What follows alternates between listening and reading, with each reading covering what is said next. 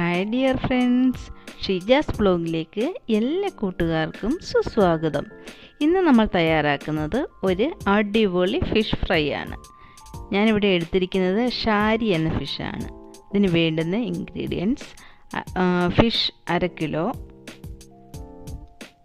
Chilli powder 1 spoon, fennel powder 1 spoon, turmeric powder 1/4 spoon, ginger garlic paste 1 spoon, pepper powder 3/4 spoon, garlic 2 എണ്ണം, small onion 2 എണ്ണം, green leaves ആവശ്യത്തിന്, onion 1 എണ്ണം, coconut oil mix ചെയ്യുന്നതിനും വേണം, fry ചെയ്യുന്നതിനും വേണം, പിന്നെ സോൾട്ട് ടേസ്റ്റിന് വേണ്ടിയിട്ട്.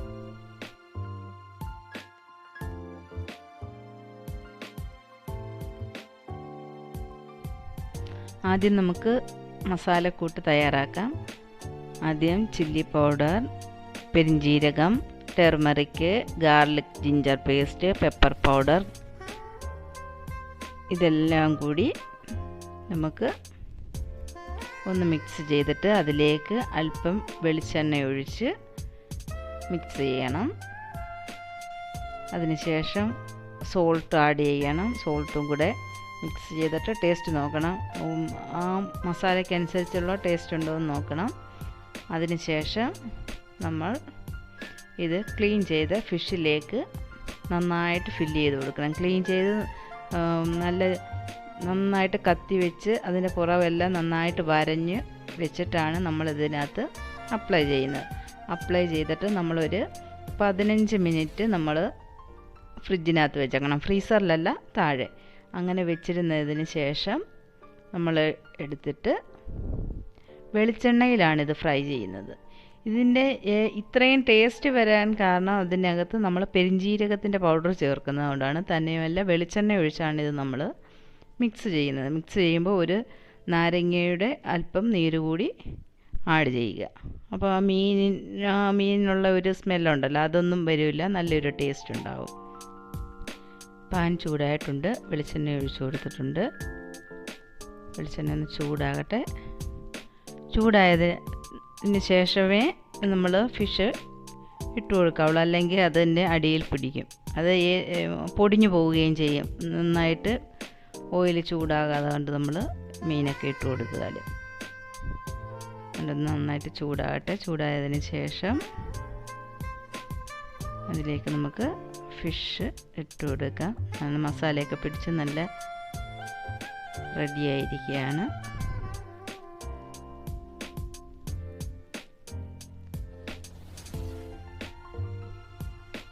അടുത്ത മീനും കൂടി ഇട്ട് കൊടുക്കാം.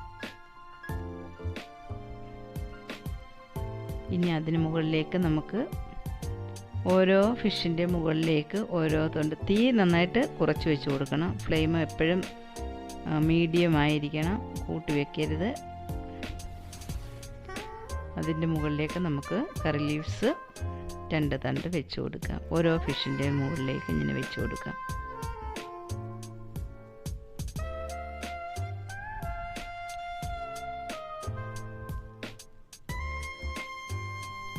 ഈ പെരിഞ്ജീരകത്തിൻ്റെ പൊടി നമ്മൾ ആഡ് ചെയ്ത് കഴിഞ്ഞാൽ പറഞ്ഞറിയിക്കാൻ പറ്റാത്ത ഒരു ടേസ്റ്റും അതേപോലെ ഒരു ഫ്ലേവറുമാണ് നമ്മുടെ ഈ ഫിഷ് ഫ്രൈക്ക്. നിങ്ങളെല്ലാവരും ഒന്ന് ഇതേ രീതിയിലൊന്ന് കുക്ക് ചെയ്ത് നോക്കണം.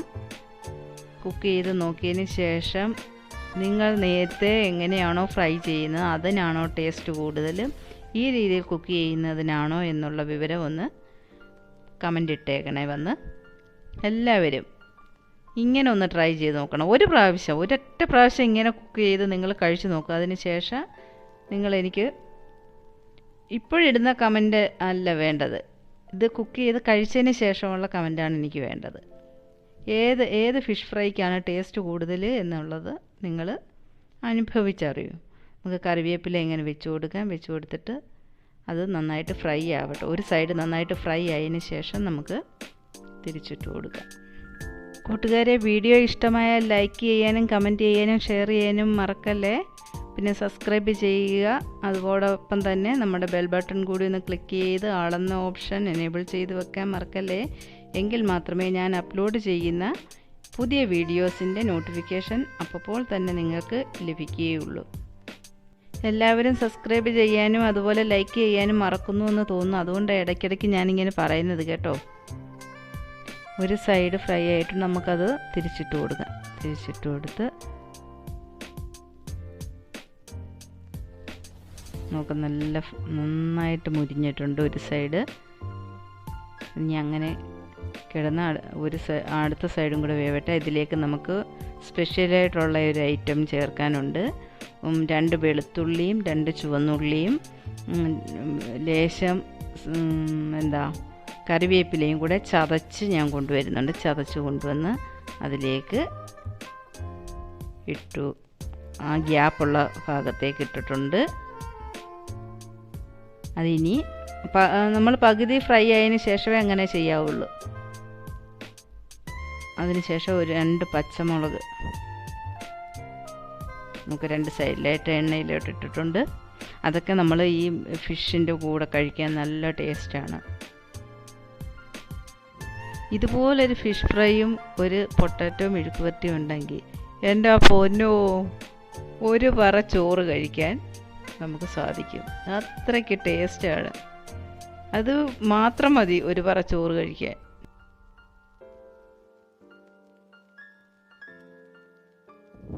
അതുപോലെ തന്നെ ഫിഷ് ഫ്രൈ ചെയ്യാൻ നമ്മൾ കോക്കനട്ട് ഓയിൽ തന്നെ യൂസ് ചെയ്യുക.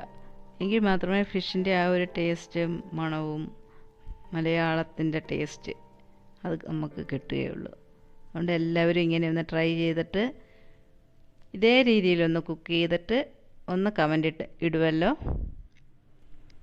ഇതിലേക്ക് നമുക്ക് അല്പം സവാള കട്ട് ചെയ്തത് ഇങ്ങനെ ഒന്ന് വെച്ച് കൊടുക്കുക. അതും ഈ ഫിഷ് ഫ്രൈ ആയി കഴിയുമ്പോഴത്തേക്ക് അത് നല്ലപോലെ വാടി നല്ലൊരു ഫ്ലേവർ കിട്ടും.